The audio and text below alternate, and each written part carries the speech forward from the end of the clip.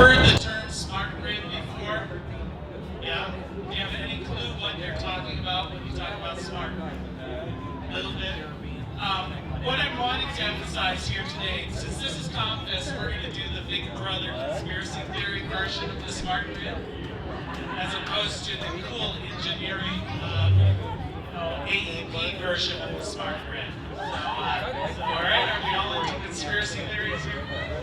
We'll do a little bit of that. But anyway, as I said, Annie and I have Blue Rock Station. I'm also on the board of directors of Green Energy Ohio. Just as a little bit of credibility, even though I'm wearing a Hawaiian shirt, I do know what I'm talking about a little bit. We've written a textbook that's used all over the world on green technology. So if you're interested in that, I know everything there is to know about green technology. So at least my name's on the cover, so I guess I do. So anyway, as we mentioned, if you are an architect and want credit, go ahead in the back of the room and sign it up. These are the appropriate learning objective slides. I know you all got that. So what is the smart grid? Basically, the idea of a smart grid is right now the electrical system is a stupid system. And I mean that in all respects. But you communicate one way with the electrical company. They send you power, and they can, in theory, read what you're consuming. That's the amount of, your meter tells them how much you've used. Actually, where we live, it is so stupid that we have to go out and look at the meter and write it on our bill, and then they bill us based on what we told them. So they have zero communications. In fact, do you know the way most electric companies know that the power grid has gone down in this country? Somebody calls them, says, I don't have any power. So this is how smart. But the concept is, unless you can measure something, you cannot improve it. So if we can't measure what we're doing, we can't improve the way our communication system operates. A lot of people now, especially if you start seeing television commercials, I suspect we're going to see the clean coal versions of the smart grid, why everything has to go this way because it's important for the consumer, which of course is nonsense, we all know that. But they will talk about the smart meter. And the smart meter is to the smart grid what the modem is to the internet. So if you want to say, what is the internet? You don't hold up a modem and say, this is the internet. Well, this meter is just the point of contact, the point of communications between the electric company and the consumer. It is not the smart grid. What the smart grid is doesn't exist. It's a package of ideas. It will exist, just as the internet ultimately did exist. But I remember back in around 1989 or so, got a call from the University of Texas saying, have you heard of this internet thing? It's like, no, clueless, don't know what you're talking about. They said, oh yeah, we've got it at the university, and we can send text messages back and forth between buildings. That's the internet. Well, obviously the internet's evolved since then. But this concept, and I know these are a little bit small to see, but the concept is it's a complete package, and we'll go into those individual components here in a little bit. But it's communication, it's bi-directional communication between the customer and the user. So what are we hoping for? What is all this hype about with the smart grid? What are we looking for this thing to happen? Is we want to start to build an awareness about what kind of energy we're using. So what they found is if you can look at some sort of monitoring device and see that when you turned on your dryer, all of a sudden your usage started going up, or if your teenage kids leave the lights on, how much power that's taking, or leaving the refrigerator, then people will begin to reduce 5 to 20% the amount of energy they're using just by being aware of the energy that's being used. Sort of like in your car, if you have a thing about how many miles to the gallon you're getting, and you're getting kind of instant feedback, some of us may change our driving behavior just to say, hey, can I get up to 52 miles an hour or whatever. The nice thing about the smart grid is it does not rely on you to make these decisions, because the electric company begins to take total control of your electric usage, which leads us a little bit here in a bit into the whole Big Brother thing. But say, we don't like the amount of energy people are using for air conditioning. We're turning everybody's thermostat down 3 degrees. And suddenly everybody's thermostat has been lowered. Or there's and that's sort of, you can have an agreement with them. Say, I'll save 10% on my electricity if you take control. They can do it in a mandatory situation where we anticipate the grid is about to go down, so we're going to shut you off. We're going to shut down all non-key services. These are how it's envisioned. But one of the nice things about this is, let's say you have a short in your home or an appliance is overheating. The grid could monitor that and actually shut down your home. No electricity coming in, and avoid fires, avoid electrocutions, things of that nature. So these are the proponents type discussion of what the smart grid is. And as we're going through this, I'd love it if you guys have questions as I touch on this, to go ahead and interrupt me, because I'm used to that. So Annie knows what I'm talking about. The other thing is, it's a way for the utility companies to manage their energy. And right now, one thing I think most people don't understand, that the electrical grid has no capacity to store energy. It simply provides what is being demanded. There's no storage in this system. So if you get a hot afternoon in the middle of August and everybody starts cranking up their air conditioners, then all the power company can do is start turning on more generating capacity. And that begins to cost them a lot of money. And they don't like that. Obviously, like in any system, you don't run it at full capacity, and you don't build for the top and the bottom of what your generating needs are going to be. You're trying to save as much money, so you're going to generate at whatever your average is. If you get a really peak demand, you're going to buy power from someone else. And that power is going to cost you a lot of money. You remember a few years when the electrical grid went down and they blamed Ohio? A squirrel ate a wire or something up in northern Ohio, and suddenly everything started cascading, and the power went out, the power went out, the power went out. Does everybody remember that? And that's basically what these guys are trying to avoid, is that we run into about $80 billion in lost productivity every year just due to power outages. So what they're saying is, if we can even this load out, then, if we have in a daily cycle a peak like this, so in the middle of the night nobody's using energy, middle of the afternoon everybody's using energy, the electric company would like to see that demand just like that, just a fraction below their generating capacity. That way they're getting maximum profits. So all of this is being designed to push down peak use and push up non-peak use. And what is going to happen, if it hasn't happened already in some of the areas here in Columbus that are testing this, is right now, no matter what time of day you're using energy, you're paying the same amount of money for that energy. So if you use it 4 in the afternoon, it's going to cost you 8 cents a kilowatt hour. If you're using it at 4 in the morning, it's going to cost you 8 cents a kilowatt hour. What they're starting to do is 4 in the afternoon, it may cost you 20 cents. 4 in the morning, it may cost you 3 cents. Suddenly your behavior can begin to change based on your economic necessity. And it's going to change the way we look at power storage. And this is actually pretty cool. Have you guys all seen the ads for like the electric vehicles? This is a picture on the right of a Chevy Volt. And these things plug into your wall. Well, where it's really cool, the picture which is hard to see on the left is actually something AEP is installing here in Columbus. They're burying batteries in your neighborhoods. And they are the same batteries as are in the Chevy Volt. And what AEP is looking at is, in the middle of the night when electricity is cheap and they've got excess capacity, let's charge up the batteries.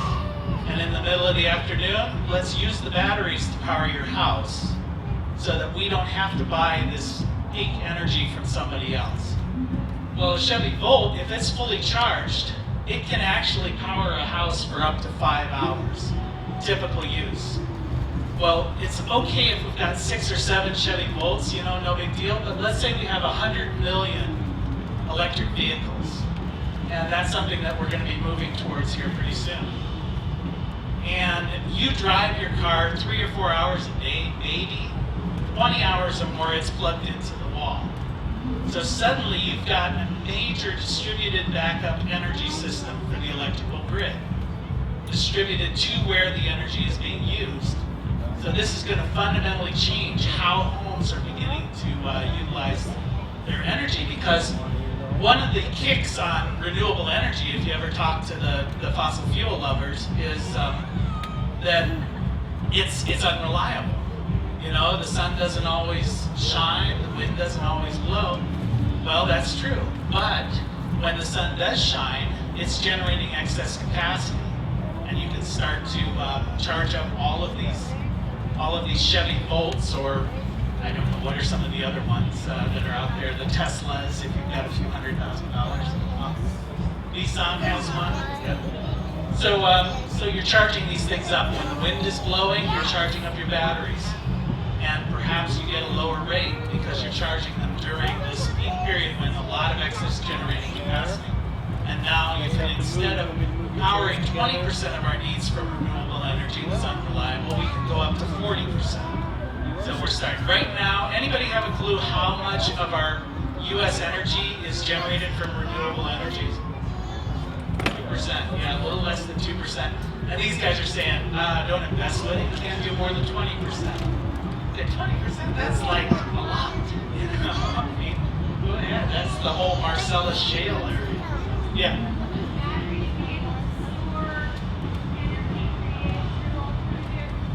Yeah. In fact, solar energy is DC, battery storage is DC, so you can go direct solar to battery and not have all the inefficiencies of converting it to AC power. And in fact, one of the things I think we're going to start seeing is, you know, every one of these computers, electronics, all those things that have those little boxes on them, that's converting AC power back to DC to run these things. So why, it's sort of like when we have tour groups at our place, we say, why do we do things the way we do them? Why do we build houses the way we build them? The answer is always because that's the way we do it. You know? I mean, somebody after World War II decided it was a good idea, so that's what we do. And we don't think about it. So why do we have AC power? Well, Thomas Edison thought it was a good idea to have DC power, and Tesla decided AC. It's mostly for distance of transmission. You lose, pardon? Yeah, well, that's right. And it made sense, because if you're generating all your power at 3 Mile Island and then shipping it to California, DC would lose most of that power. But if you're generating your power on your rooftop and using it in your home, you don't have that same voltage drop issue. So DC begins to make a lot of sense. And as we move more and more towards low voltage materials, products, electronics, why not have dual systems? You know, why not have a DC power system and an AC power system and bypass all the inefficiencies that are in converting from DC to AC back to DC? You know, skip all that, you've just saved 20% of your energy. So, anyway, so we have this distributed backup system that's going to be really, really cool, and it's a really good option. And I think, personally, when I'm making these projections and everything, I begin to see, we're so used to everybody saying energy costs are going up and up and up because we're always focused on fossil fuels. And we're going to live in an era when energy costs are amazingly high. And that's true to a certain extent. But if you put this new paradigm over this, energy costs begin to fall year after year. It's the same kind of situation we had with broadband and telecommunications. Not too many years ago, if I wanted to call France on my telephone, it was $5 a minute, $6 a minute for the broadband costs. Today, it's free on Skype. Broadband has essentially, bandwidth has become free. Well, renewable energy, the cost of renewable energy drops in half about every 4 years. If you project this out, year 2025, electricity is costing 1 cent per kilowatt hour. So suddenly electricity becomes essentially free in the not too distant future. And if our transportation moves towards electricity, all of our activities are low voltage, electrical, as opposed to petroleum. Suddenly, all of our energy costs drop to almost nothing, which is going to change a lot of how we're dealing with the world. We'll find other ways to screw up the planet, I'm sure, but energy will become less of an issue. And the other nice thing about the smart grid is it will allow for renewable energies to be integrated fairly seamlessly into the electrical grid. What do you think is the #1 impediment right now to stopping people's solar panels and wind turbines and things of that nature from seamlessly integrating into the grid? Yeah, and utility companies not wanting it, you know? Yeah. There is. Yeah, that's what they'll always march out, but you've got these meters that will instantaneously, what he's talking about is islanding. If you are generating electricity from a solar panel and you're generating more than you're using, you can send it back to the electrical company and sell it. But if the power grid goes down and you're sending power back to the electricity to the company, linemen out there working can get electrocuted because you're a power plant generating power. So your system has to shut down the second the electrical grid shuts down. So a lot of people think I'm going to put solar panels, wind turbines up at my place because if the power goes out, I'm going to still have power. And that's not the case. Not if you're connected to the electrical grid, because as soon as the grid goes down, you go down too. So, yeah. It could power a battery, but again, you're going to be shut off the grid. And if you have a dual system, one of the nice things about not having to, batteries are about half the cost of your system. So if you can avoid that and use the electrical grid as your backup, that's a nice thing. So, but if you want to pay the extra money, then you can disconnect from the grid and be self-sufficient. So this is something where we can then integrate solar, wind, and I'll talk a little bit about just as the internet, well, I'll talk about it now. All right. Just as the internet, when we were all saying that the internet was beginning, nobody had this vision of Google or Facebook or social networking or how all of this works. Well, if you can seamlessly, if you make a bi-directional communication system of your utility system, you basically turn your electrical system into the internet. Well, what about social networking? I don't want to sell back to AEP. I want to sell to you, direct. You know, can I do it? Not today, but if you've got a bi-directional peer-to-peer communication system, perhaps I can. Somebody, Apple, you'll buy an iPhone app to be able to become a utility or something. So all these things are possible.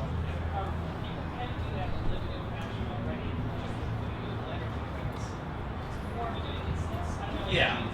He's talking about renewable energy credits, and you can trade credits, and in fact, right now, if you run a school, for instance, and you can get investors to put a solar system on top of your school because you don't need the tax credits, and the investors will get the tax credits.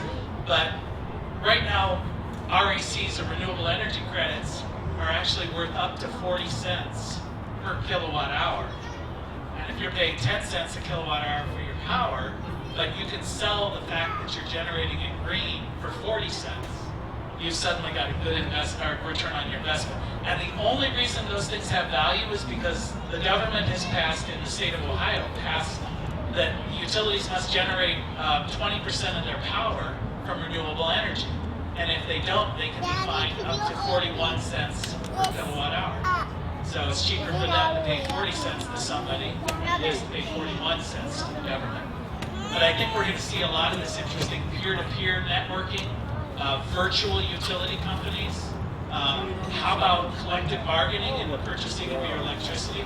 That would be kind of neat, where we all decide, you know what, I don't want to be an individual, I want to be part of a collective, and we're going to negotiate with whatever utility company we want to get the best rate, to get the best deal. And this is where the communications fall in. On this home, the smart grid here, what it begins to do is, the first step is you have to have a communication system going on between the utility and the user, so they can have actual real-time monitoring of what's going on, collecting that data. So when the power grid goes out, they know it. That would be a nice thing. But more than that, when the transformer is starting to operate at a lower efficiency, they'll know that too. And they can begin to schedule maintenance rather than have to go out there and replace something when it breaks. So they're proactive in their maintenance, not reactive in their maintenance. It's going to save them a lot of money. So that's one aspect of it. You have these distributed communication systems, either in a neighborhood or on your home, and that is your modem, essentially. That's your point of contact. Then you can integrate wind, solar, fuel cells. I personally hate fuel cells. The hydrogen economy is nonsense as far as I'm concerned. I always like the line that it's the technology of the future, and it always will be. If you look at the literature in 1970, they said in 20 years, fuel cells are going to be big. And then in 1980, in 20 years, fuel cells are going to be big. And it's like reading last week, in 20 years, fuel cells are going to be big. And the reason is there's always some better technology. There's always, usually, the energy it takes to generate hydrogen is more than the energy contained in the hydrogen that has been generated. Kind of like ethanol. That's right, exactly. Ethanol's a good idea, except the way we do it. And why do we make ethanol out of corn? Because the first caucus is in Iowa. That's it. That's the only reason. We should be making it out of algae. Algae is a much better, more sustainable crop. Put it in fish farms. It's complementary technology. So we can mess up anything if we really even if we don't put our mind to it. So, and then you have internal monitoring of your activity. So you have to have some way to know what energy is being consumed as you're consuming it. Typically, it's going to be a monitor in your home, but my guess is most people use these little smartphones, which I think the phone is smart, but people using them, not so sure. But anyway, so you can begin to monitor your activity and change your behavior, and you can program your usage. So if you go on vacation, you can say, set it to vacation mode. I want everything now automatically adjusted. If I'm at work, set it on work mode. That kind of thing. So your activity levels, everything can be controlled that way. And you want a bi-directional communication system going on here between the utility company and you. They might say, hey, we're having an unexpected surge in power use. We'll send you a $50 coupon to Staples if you'll cut down your use by $5.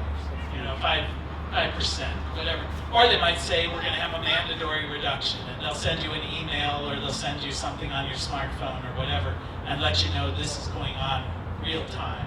So they can begin to monitor that. And they're communicating with individual devices within your home. So if you're paying 40 cents a kilowatt hour in the middle of the afternoon and only 2 cents a kilowatt hour at 4 in the morning, why not set your water heater to heat the water at 4 in the morning? Or set your dishwasher to wash dishes, or your clothes washer, all these things. In fact, you don't even have to tell it, Mike. You just say, it's like putting in a bid, on stock prices, all right? When kilowatts get to 4 cents an hour, I want you to wash my clothes, that kind of thing. So, and what's interesting is once you've said that in the program, if you set it, say at 4 o'clock, I want to wash my dishes, the phone company or the power company is going to know that. And they're going to say, at 4 o'clock, we're going to have this demand. We have an anticipated demand. So no longer are they reacting to demand, they're anticipating that demand. And I won't even try this. But anyway, the concept here is, if any of you guys worked with computers back before the days of the internet, it's the current system is like an IBM mainframe talking to dummy terminals. Now we're going into a peer-to-peer networking system where I'm communicating not only with the utility company's communicating with me, but I'm communicating with other people in the network, which is really where the power of this system comes to play, and where I think the utility companies like AEP haven't figured this out, because their whole industry is going to get away from them, and they're not going to know why. One of the challenges we have is that the electrical grid has not changed since the days of Thomas Edison, which is scary. I mean, if you think about Alexander Graham Bell and Thomas Edison were contemporaries. If Alexander Graham Bell came back and looked at our telecommunications system, he would go, wow, this is amazing. If Edison came back, he'd go, you know, those transformers are pretty old, you ought to replace those. You know, that's the system we're dealing with, is it has not fundamentally changed. A couple of guys, Charles Brush on the left and Thomas Edison on the right, a couple of Ohio guys. These guys are the guys who developed the electrical grid. And it's actually funny, if you don't have the power of marketing, how many of you guys ever heard of Charles Brush? Nobody. You've heard of Thomas Edison, right? They both introduced the grid on the same day in New York City. Thomas Edison at Menlo Park and Brush at Broadway. Thomas Edison served shrimp and free drinks. And nobody went to Brush, you know. And it was a matter of, if you get the reporters drunk, they'll write about it. That was essentially it. And he was a much better marketer. But another thing Brush did is invented the wind turbine. And actually, Cleveland, Ohio, the first working wind turbine in North America. There's a little dispute about that from Scottish people. They think they were first.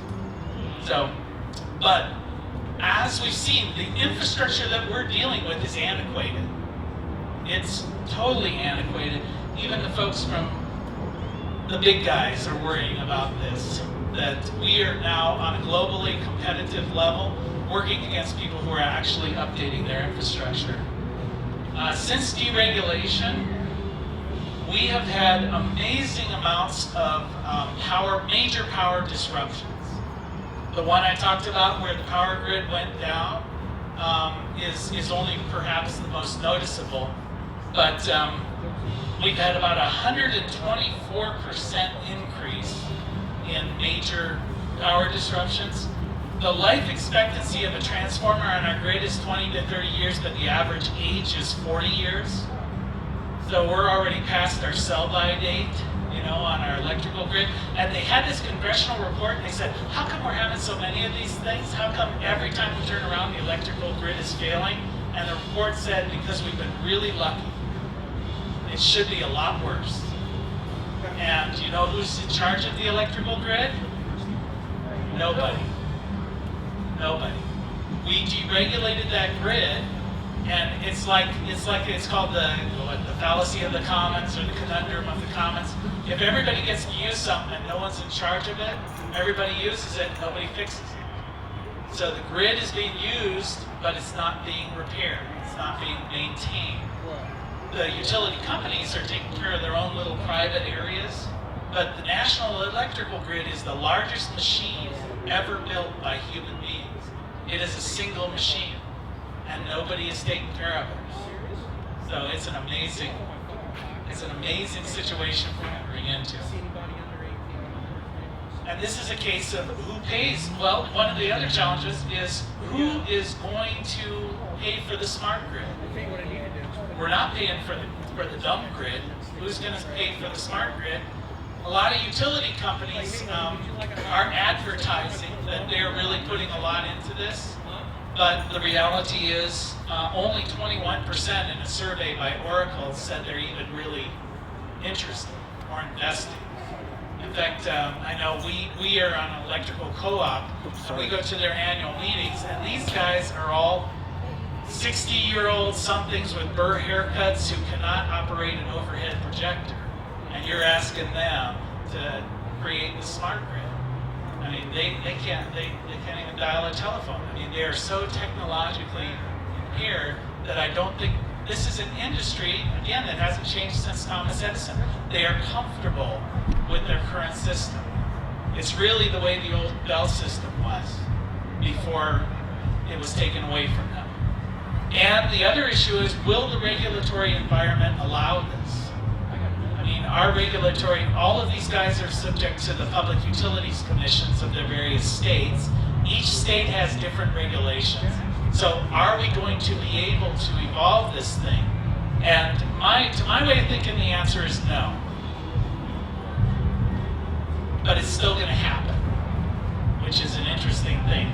But the players are going to be these guys, not AEP, not Tom Edison. In fact, already Google has applied to become the nation's largest electrical company. And I was doing a presentation. Well, what is Google going to sell? I said, I don't know what they sell now, but they make a lot of money, They're going to sell you services because suddenly, I'm not saying your electrical costs are going to go away, just like bandwidth is free, but your mobile phone's not free. You're paying a lot for stuff that 20 years ago you didn't need, you didn't know you needed. I mean, how many people needed text messages 20 years ago? Now you can't live without them. How many people needed an app for this and an app for that and that kind of thing? You're going to pay a lot of money for stuff that you don't even know you need yet, And it's going to be Google, and it's going to be Microsoft and Cisco and these guys who are more nimble and able to react, who are going to become the telephone or the electric companies of our future. And I think your refrigerator is going to start, or you're going to get coupons to Staples, and coupons to this and that, and it's going to be advertising that's driving a lot of this stuff. When you turn down your thermostat, you get bonus points from Delta Airlines, or who knows what they're going to sell you. It's going to be very creative. The other challenge is, what's in it for you? If they're going to ask you to spend money, you've got to have some reason to do so. And I think a lot of the utility companies forget this. That, it's like, why would I ever buy Microsoft Windows 7? Does it do anything different than the last version? I only get it when I get a new computer or something like that. Unless there's some reason for me to go out there and buy this new program or to buy this smart grid, I'm not going to do it. And we have a lot of issues in there. Well, there are real cost savings. I mean, if there are real cost savings, you may do it. You may do an evaluation of that. But another question rises, who owns these things that you're buying? This is the same issue that we used to have with the point of demarcation, with the phone system. Who owns the wiring inside your house? Used to be the phone company did, now you do. If it breaks down, who has to repair it? If you've got every single appliance as a meter to your electrical company, is your toaster now your electric meter? Is that your point of communication? And if your toaster malfunctions and starts sending wrong data to the electrical company, and you don't care but they do, whose responsibility is it to fix that? So that's going to be a point of. And what about an embedded base of appliances? These guys all say, our electric company is going to talk to your washing machine. Well, we just bought a new washing machine. I want that thing to last 20 years. Why would I go buy a new one just so that it can talk to my electric company? I mean, I'm not that interested. So these are all things where it's going to be a slower transition. We had an engineering student who said, well, why don't they just invent a little box that you plug your thing in and that becomes your distributed modem, so I can plug it into my washing machine and that becomes the communication device. I said, go invent it, you'll be rich. I mean, this is the thing. Lots of opportunities. So, but the big issue, this gets to our ComFest conspiracy area, what don't we know? Because we all love conspiracies, right? Well, what about health concerns? Health concerns. These things generate RF frequencies. A lot of issues about that. We're already being bombarded with a lot of RF signals. If every single appliance in your home is now broadcasting to the electrical company, you're basically going to be inside a cell tower eventually. This thing's going to be having a lot of, and is that going to generate some health issues? What about hackers? This is going to be fun. We've created a communication system, and the hackers are going to be part of it. What we found, in fact, is the electrical company, through this system by design, has the ability to turn on and off your power. If you do that with enough people, you will destroy the electrical grid. You will destroy a lot of sensitive equipment. So if you get some hackers, and just for fun, a company out of Miami, IO Active, decided to show the electrical companies that they could generate a worm that went through the smart modems, and they took control of about 40,000 homes. Just kids in their garage playing around, I mean, already they could have taken down most of the national electrical grid if everybody had been hooked up to smart grids. So, you know, this is a big concern, and I can guarantee you the guys, the 60-year-old guys with the burr haircuts are not really worried too much about the hackers out there. And viruses. Viruses, the same issues. Again, I mean, if you've got the same conceptual thing with the internet, at least they're talking about this. I thought it was interesting that a Georgia utility company said, essentially, if your iPhone gets a virus, throw it away and get a new one. But what are you going to throw away? The electrical grid?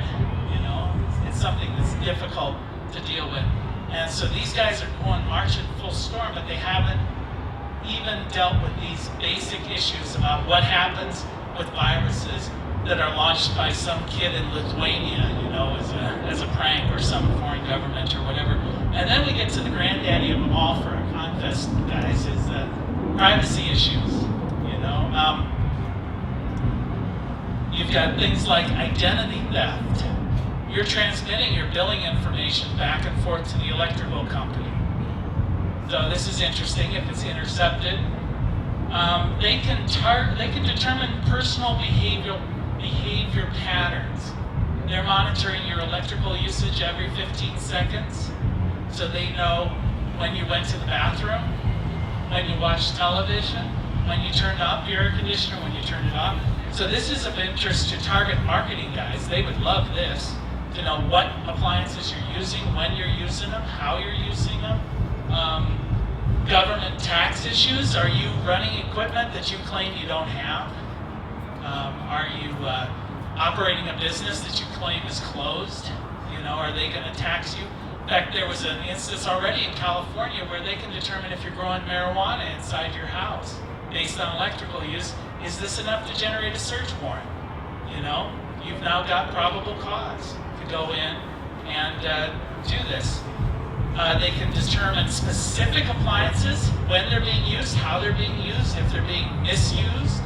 So are they going to void your warranties? Are they going to void your insurance policies if you're using these things? And they determine that you're doing it improperly. So this is a lot of information that's in the hands of these folks. They can do real-time surveillance. Are you at home or are you not? What room are you in? Based on the activity.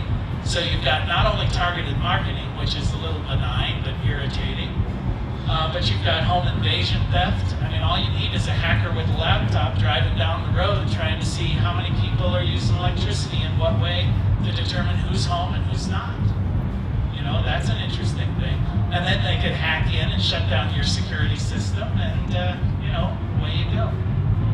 Residual data, this is probably even more insidious, is they're not only collecting this stuff real time, but it's being stored. And what if they decide that they want to look at the history, not only of you, but of your community, to make decisions about what you shouldn't or should have been doing back in the past?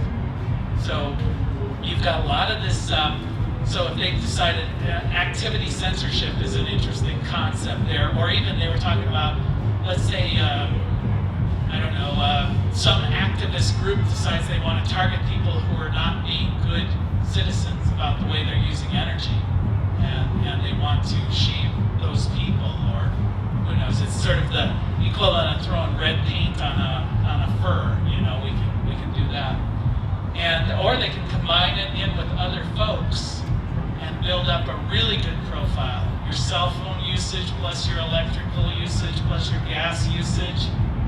Suddenly now they've got a complete profile of almost everything you've ever done and what information will take place, you know, what will happen with that information. I mean, remember when Bork was being nominated and they went and looked at his library checkout records to see what books he was reading or what videos. I mean, if they could take your history and look at every time you went to the bathroom, you know, this is going to be interesting for all of us who are going to be nominated to the Supreme Court. So it'll make life tough. So there is a lot there to be concerned with. A lot of the concern is mostly that people aren't concerned with it, yet they're going forward. It's the internet. I mean, it's almost like saying we shouldn't do away with the internet because there are hackers and viruses and privacy concerns, because to my way of thinking, the benefits outweigh the risks. And there are technological fixes to protect yourself from those risks. But we need to be aware. It's just as back in 1979 when personal computers were just starting out. And I like this picture because that's like the first one I worked on. That's not me, by the way. But anyway, I remember we had to transfer data from those disks because those disks held 124K of data. And we got these amazing 400K disks, you know, that were smaller. And so we had to do a whole data transfer. But it's not going to be the IBMs or the AT&Ts. These are not the folks who are going to transform the world of electricity, just as it wasn't the folks who transformed the world of data. It's the juvenile delinquents, the people who are the troublemakers. And I always love Bill Gates being arrested there. But anyway, these are the folks who are going to make all these changes, make these wholesale changes. And I personally think it's like a brave new world, you know. New world is great, brave, I don't know, so good. But the world is going to change.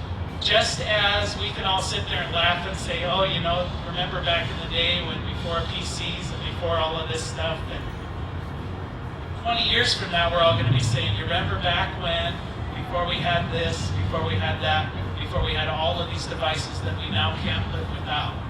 You know, it's going to be as transformative with your electrical system as the internet was a transformation of the telecommunications system. And I think that's going to be very exciting. So I've come to the end. Do you all have any questions here for me now that I've changed the way you live? Yeah, we've got about 10 minutes. Yes, sir. Well, getting down to a slightly mundane level is the refrigerator. How can I store enough refrigerator? How can I store enough information? How can you store enough information in your refrigerator? Just right on the little freezer bags. Go ahead, you know, ways to lower your energy use with a freezer, for instance. Chest freezers are better than opening it up and letting it. A full freezer is better than an empty freezer. Lots of cutesy things like that. In fact, with energy consumption, all of this is great. All of this is gee whiz bang. But just don't use the power.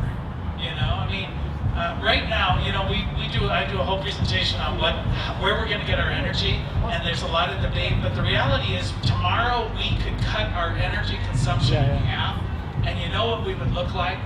A European. You know, I mean, it's not that big a lifestyle difference. They use 50% of all of the energy that an average American uses, and it's a comfortable lifestyle. So we can cut half of our energy consumption just through simple behavioral changes and not driving those stupid big Arnold Schwarzenegger cars, you know, or whatever. So, any other questions? I built a house with a 1-foot thick wall. Right. Well, yeah, you can get, or like for instance, if you face your home to the south, every window on the south is free energy, and every window to the north is like a hole in your house that's letting energy out. So why isn't every home in America facing south? Because energy's free. We don't care. The architects who designed these don't care how much it costs to run them, because if the difference is between $50 and $60 a month in electric, and who cares? You know, you're building a $400,000 house. Yeah. Maybe you can talk a little bit about conservation and deforestation. Well, we could, but yeah.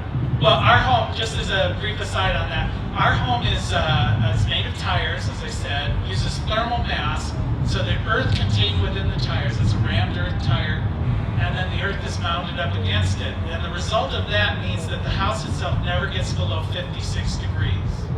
So that's our main heating source. So in the winter time, if it's minus 10 degrees outside, we're heating from 56 degrees, which is the same as if you went into a cave.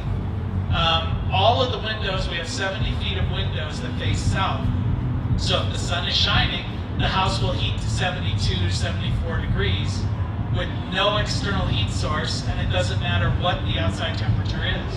It's just completely free energy. So that's one example. We also, of course, capture all the water off the roof. We have internal wetlands that recycle the gray water. We use composting toilets. So all of these things are free. All of these things are effective. talk about, if there are any engineers here, redesign our entire water system, because it is dumb. You know, I mean, I don't even want to get into it, but it's dumb. You know, what we talk about is rain actually falls from the sky and you can use it. You know, it's amazing. At our house, when we're serving things and we're drinking rainwater, and people go, "You can drink that?" And they're like drinking a Mountain Dew or something. You can drink that? So I mean, water is plentiful, especially in this area, but the way we use it is really, really foolish. So, I mean, toilets should be a separate utility from all other water systems. Drinking water should be a separate utility from water. You know, why do you have to purify it to drinking water standards to flush your toilet? That makes sense. So let's re-engineer these things to be more efficient, more effective. Any other questions as we close out? All right, well, thank you for your time. Yeah, if you want to see use, fill out your evaluation. We also have some magazines, the Green Energy Ohio magazine. There's some Earthwatch magazines. Those are free. Just help yourself back there. Thanks.